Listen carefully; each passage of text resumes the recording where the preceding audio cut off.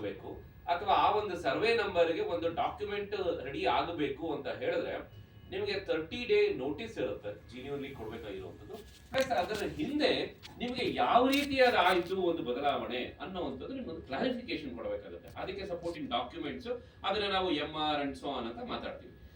ಇಲ್ಲಿ ರಾತ್ರೋರಾತ್ರಿ ಯಾಕೆಂದ್ರೆ ನೀವು ಹಿಂದಿಂದು, ಯಾಕೆಂದ್ರೆ ಇದು ಮೂಲ ಉಟ್ಕೊಳ್ಳುವಂಥದ್ದು ಎಲ್ಲಿ ಅಂತ ಹೇಳಿದ್ರೆ ಯಾವುದೋ ಒಂದು ಜಾಗ ರಾತ್ರೋರಾತ್ರಿ ಒಬ್ಬ ರೈತ ತಗೊಂಡು ಹೋಗ್ತಾನೆ, ಪಾಣಿ ತೆಗಿತಾನೆ, ವಕ್ಫ್ ಅಂತ ಕಾಣಿಸ್ತಾ ಇದೆ, ಅಲ್ಲಿಂದ ಶುರು ಆಗುತ್ತೆ ಇದೆಲ್ಲ. ಸೊ ಹೆಂಗ್ ಬಂತು ಅದು ಅಂತ ನಾವೇನಾದ್ರು ಸ್ವಲ್ಪ ರಿಸರ್ಚ್ ಮಾಡಕ್ ಹೋದ್ರೆ ಇವ್ರು ಹೇಳ್ತಾರೆ ಅವ್ರು ದಾನ ಕೊಟ್ಟಿದ್ರು, ಇವ್ರು ದಾನ ಕೊಟ್ಟಿದ್ರು, ಮತ್ತೊಬ್ರು ದಾನ ಕೊಟ್ಟಿದ್ರು ಅಂತ. ಯಾರು ದಾನ ಕೊಡ್ಬೇಕಾದ್ರೆ ಅವ್ರಿಗೆ ಇರ್ಬೇಕಲ್ಲ ರೀ ಮೇನು, ಅವ್ರದೇ ಆ ಹೆಸರುಗಳು ಇರ್ಲಿಲ್ಲ. ಯಾವ ಪಹಣಿಗಳು ಚೇಂಜಸ್ ಆಗಿತ್ತು ಅದ್ರಲ್ಲಿ ಯಾರು ದಾನ ಕೊಟ್ಟಿದ್ವಿ ಅಂತ ಹೇಳ್ತಿರ್ತಾರೋ ಅವ್ರ ಹೆಸರುಗಳೇ ಇಲ್ಲ ಅಲ್ಲಿ ವಕ್ಫ್ ಬೋರ್ಡ್ ಅಲ್ಲಿ. ಸೊ ಇವ್ರು ಹೇಳ್ತಾ ಇದ್ರು ನಮ್ಮ ಕಾಂಗ್ರೆಸ್ ಸ್ನೇಹಿತರು, ಅವ್ರ ಹಿಂದೆ ಬರ್ದಿದ್ರು, ಶಾನ್ಭೋಗ್ರು ಬರ್ದಿದ್ರು, ಮತ್ತೊಬ್ರು ಬರ್ದಿದ್ರು, ಅಲ್ಲಿಂದ ಬಂದಿದೆ ಪ್ರಾಪರ್ಟೀಸ್ ಅಂತ ಹೇಳಿದ್ರು. ನಾನು ಓಪನ್ ಚಾಲೆಂಜ್ ಮಾಡ್ತೀನಿ, ನಿಮ್ಮ ವಕ್ಫ್ ಬೋರ್ಡ್ ನಲ್ಲ, ವಕ್ಫ್ ಟ್ರಿಬ್ಯುನಲ್ ಅಲ್ಲ, ಸಿವಿಲ್ ಕೋರ್ಟ್ ಅಲ್ಲಿ ಅಥವಾ AC court, DC court, what ever it is, ನಾನು ಚಾಲೆಂಜ್ ಮಾಡ್ತೀನಿ ನಿಮ್ಗೆ. ಹೋಗಿ ಮಾಡಿ ಸರ್, ಕೇಳಿಸ್ಕೊಳ್ಳಿ ಸರ್, ನಾನು ನೀವು ಮಾಡಿ ಸರ್. ವಿಜಯೇಂದ್ರ ಅವರು ಅರ್ಧ ಗಂಟೆ ವೇಟ್ ಮಾಡಿ,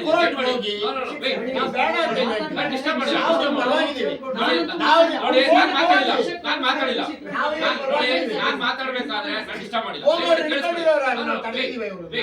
ಸೊ ನಾನು ಓಪನ್ ಚಾಲೆಂಜ್ ಮಾಡ್ತೀನಿ. ಯಾರು ಚಾಲೆಂಜ್ ಮಾಡ್ತಿದ್ದಾರೆ ಇವರು? ಕರ್ಕೊಂಡೋಗಿ ಅವರೆಲ್ಲ ಕೇಳಿಸ್ಕೊಳ್ಳಿ ಸುಮ್ಮನೆ. ಯಡಿಯೂರಪ್ಪ ಅವ್ರನ್ನ ಕರ್ಕೊಂಡೋಗಿ, ಯತ್ನಾಳ್ ಅವ್ರನ್ನ ಕರ್ಕೊಂಡೋಗಿ, ಸುಮ್ಮನೆ ಕೇಳಿಸ್ಕೊಳ್ಳಿ, ಸುಮ್ಮನೆ ಕೇಳಿಸ್ಕೊಳ್ಳಿ. ನೀವು ಮಾತಾಡ್ಬೇಕಾದ್ರೆ ಮಾತಾಡಿಲ್ಲ, ಸುಮ್ಮನೆ ಕೇಳಿಸ್ಕೊಳ್ಳಿ ನೀವು. ಇಲ್ಲ ಅವರೇ ಬರ್ದಿಕೊಟ್ರು.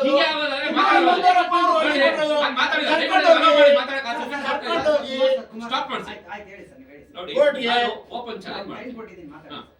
ಯಾವುದೇ ಒಂದು ಇವತ್ತಿನ ಬದಲಾವಣೆಗಳು ಏನು ವಕ್ಫ್ ಪ್ರಾಪರ್ಟಿ ಅಂತ ಕಾಲಮ್ ನಂಬರ್ 10 and 11 ಪಹಣಿ ಚೇಂಜಸ್ ಆಗಿದೆ, ಅಷ್ಟು ಪ್ರಾಪರ್ಟೀಸ್ ನಾನು ಚಾಲೆಂಜ್ ಮಾಡ್ತೀನಿ. ಒಂದು ಜಾಗಕ್ಕೆ ಇವ್ರು ಏನಾದ್ರು ಈ ರೀತಿ ಬಂತು ಹೆರಿಟರಿ ಆಗಿ, ಇನ್ಹೆರಿಟೆನ್ಸ್ ಆಗಿ ಬಂದಿದೆ ಅಂತ ಪ್ರೂವ್ ಮಾಡ್ಬಿಟ್ರೆ ನಾನು ಈ ವಿಚಾರವಾಗಿ ಮಾತ್ರ ಸ್ಟಾಪ್ ಮಾಡ್ಬಿಡ್ತೀನಿ. ಓಪನ್ ಚಾಲೆಂಜ್ ನಿಮ್ಮ ಮಾಡುತ್ತೆ ಬಿಡ್ರಿ, ಹೇಳ್ಕೊಳ್ಳಿ.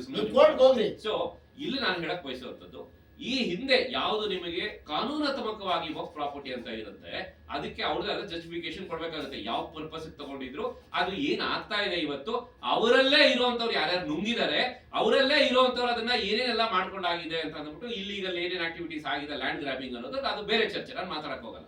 ಇಲ್ಲಿ ಇವತ್ತಿನ ಚರ್ಚೆ ನೀವು ಕೇಳಿದ್ರೆ 150 ಕೋಟಿ ಒಬ್ರಿಗೆ ಸೇರಿತ್ತು, ಸೇರುತ್ತಾ, ಸೇರಿಲ್ವಾ ಅನ್ನುವಂಥದ್ದು ಒಂದು ಕ್ವಶನ್ ಇದೆ ಅಂತ ಇಲ್ಲಿ ವಿಚಾರ ಇರುವಂತದ್ದು. ಕಾಂಗ್ರೆಸ್ ಪಕ್ಷದವರಿಗೆ ನಾನು ಕೇಳಕ್ ಬಯಸ್ತೀನಿ, ವಕ್ಫ್ ವಿಚಾರವಾಗಿ ನೀವು ಇಷ್ಟು ದಿನ ನಿಮಗೆ ಬೇಕಾಗಿತ್ತು ಆ ವಿಡಿಯೋ ಸಿಗಕ್ಕೆ ನಿಮಗೆ, ಅಥವಾ ಅವ್ರು ಯಾರೋ ಒಬ್ರು ನಿಮಗೆ ಅವತ್ತಿನ ದಿನ ಅವರೊಬ್ರು ಕಮಿಟಿ ಮೆಂಬರ್ ಆಗಿದ್ರು, ಅವ್ರು ಈ ವಿಚಾರವಾಗಿ ಮಾತಾಡಿದ್ರು ಅಂತ ಇವತ್ತು ನೀವು ಹೇಳ್ತಾ ಇದ್ದೀರಲ್ವಾ, ಇದನ್ನ ಇಟ್ಕೊಂಡು ಓಕೆ, ಒಂದು ವೇಳೆ ಅದು ನಿಜ ಅಂತಾನೆ ಇಟ್ಕೊಳ್ಳೋಣ, ಪ್ರೂವ್ ಮಾಡಕ್ಕೆ ಹೋಗ್ತಾ ಇದ್ರ ಅಂತ ಇಟ್ಕೊಳ್ಳೋಣ. ಯಾರೋ ಒಬ್ರು ಕೊಟ್ಟಿರಬಹುದು ಅನ್ನೋದನ್ನ ನೀವು ಪ್ರೂವ್ ಮಾಡ್ತೀರಾ ಹೊರತು, ನೀವು ಮಾಡ್ತಾ ಇರುವಂತ ಕರ್ನಾಟಕ ರಾಜ್ಯದ ಜನರ ರೈತರಿಗೆ ಅಥವಾ ಯಾರು ಭೂಮಿ ಕಳ್ಕೊಳ್ತಾ ಇದಾರೋ ಅವರು ನೀವೇನ್ ಪರಿಹಾರ ಕೊಡ್ತೀರಾ ಅನ್ನೋದ್ರ ಬಗ್ಗೆ ಚರ್ಚೆ ಇದಿರ್ವಿ ಇರ್ಬೋದು. ಯಾರು ಅವ್ರು 150 ಕೋಟಿ ಕೊಟ್ಟಿರೋ ಅದು ಬೇರೆ ವಿಚಾರ. ಎಕ್ಸಾಕ್ಟ್ಲಿ ಅದೇ ಆಗ್ತಾ ಇರೋದು.